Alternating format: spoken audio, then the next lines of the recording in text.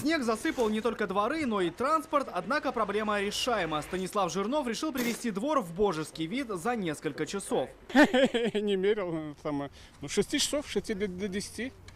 И вот сейчас после обеда до 4 буду. Там, где достает лопата, не заканчиваются все проблемы. Если во дворе страшно не проехать, то прямо у дома просто не дойти. С покатых крыш гроздьями свисают снежные сугробы. Вот в середине прям воронка, как снег падает. Наталья Домручева такую картину наблюдает постоянно, но если что ли? раньше снег падал с силами людей, то в этом году только по воле природы. Падает снег, падает сам по себе. Тут все время вот яма у нас прям вот как бухает. Все.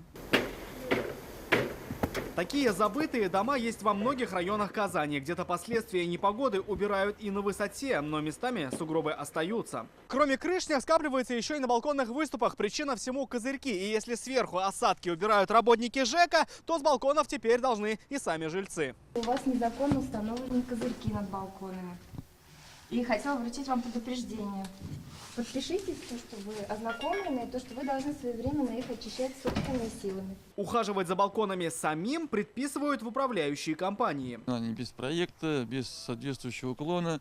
И практика показывает, большинство сход снега именно образуется оттуда. Правда, как убирать снег с балкона самостоятельно, исполком пока не предписал. Учитывая, что зачастую снег с общей крыши попадает на крышу частную, и получается, что виноват квартиросъемщик. Но с разделением полномочий не поспоришь. Все, что во дворе, остается головной болью коммунальщиков. А что над ним, больше жильцов. Рамиль Шайдуллин, Данил Филатов, ТНВ, Казань.